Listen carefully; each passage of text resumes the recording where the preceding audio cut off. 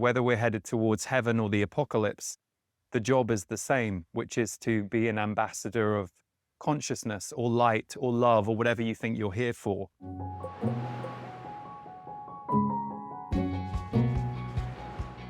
The rise of light at this time.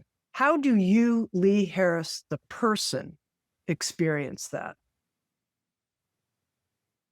Through contrast, I think. So, like everyone, I'm highly aware of the last 6 years, and you could argue some of the tide started to turn in 2016 around a more visible darkness on Earth. Not that it wasn't there before, but certainly 2016 onwards, and then from 2020 again, we've had these continuing waves of seeing what most of us don't want on the planet, the loss of people's rights or freedoms or hope or spirit, and whether it's coming from leadership or corporations or whoever it is around the world, this, in a way, a kind of collapsing of what many of us thought or hoped to be true.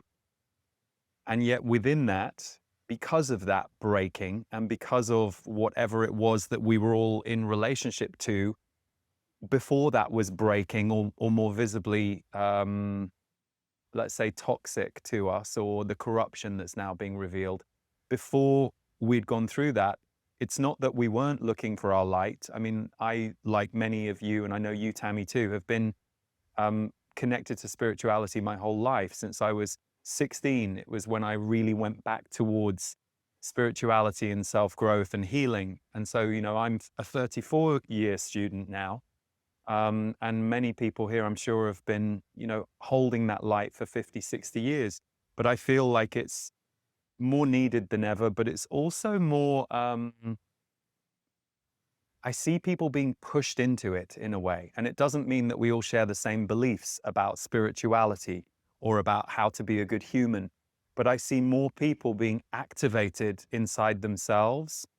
And then I myself have gone through, wave after wave of activation or awakening that constantly seems to change your inner orientation or the way that you relate to the outside world. But hopefully always coming back to a connection of love and a desire to see more harmony in the world than we see. So yeah, I was actually having dinner with a really close friend a week or so ago, and she shared something that, the Buddhist philosophy had taught her, which is, whether we're headed towards heaven or the apocalypse, the job is the same, which is to be an ambassador of consciousness or light or love or whatever you think you're here for. And for me, that's a really simple truth, that if I lose my balance or my way for a moment, then I always come back to that. I'm like, yeah, no matter what's happening on Earth, do I know what feels true to me and what I'm here to stand for and what I'm also here to look for? And the answer to that question is always yes. Now, it's interesting to me that you use this word that you're seeing people being pushed, or we could say pulled, but that something's happening that almost feels bigger than our individual, like, here I am writing in my journal about wanting to be a positive force for good in the world, that there's something else that many of us are sensing. And that's why when I was talking about sort of this rising wave, or you use the word pushed. What do you mean by that? I think of, for example, Minnesota in the beginning of this year and what was going on there. And I saw several people, some of whom I knew, some of whom were influential people online, suddenly start to use their skills, their abilities to shine a light on what was going on there and work in a very humanistic way. Not that they weren't humanistic before, but the situation forced them into being a voice and an advocate for others.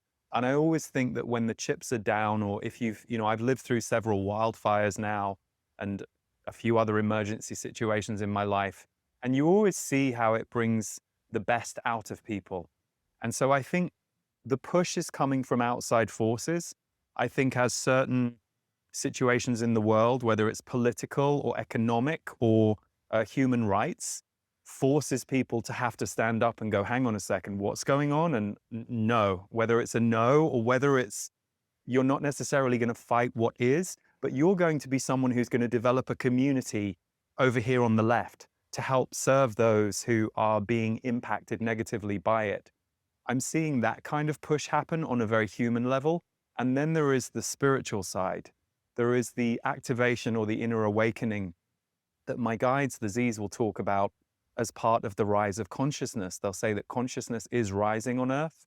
We're all feeling it. We're all part of it.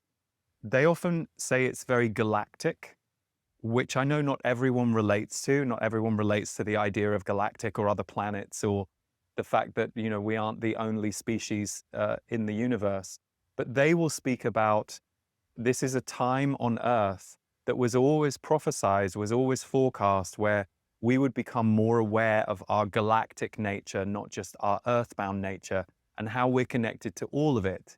And they say that the rise in consciousness is coming from deep within the Earth, but also the frequency of everything we're in is changing. So I think there are days where, as a human, you can go, oh my God, what's wrong with me today? And you'll think about what just happened in your life, and then you speak to 4 other friends who've got no other reason to feel weird, but they all feel weird. And whether it's that you're following the Schumann resonance or other events astrologically that give us an answer, this is a time where it feels like the ground beneath us is shaken. And where we used to previously hold balance, that also gets disrupted. But the end result of that process is that you come into more of, whether you want to call it your Kundalini energy, your life force, your soul, you come into a kind of deeper sense of yourself away from what you used to think life was. Your identity, your role, your job, your possessions, those things that are all just emblematic of the life that we're living, but they aren't the life we're living. And yet so many of us were only taught to focus on those things. So there is this chaotic, I think, but very powerful time happening for a lot of people who are literally waking up to feeling either they need to do something different, be something different, or they are feeling themselves as different, even if they can't explain why yet. Discover on-demand videos and docuseries, explore a full schedule of daily life classes, and become part of an incredible community. At Sounds True One, we invite you inward to find your way, your way.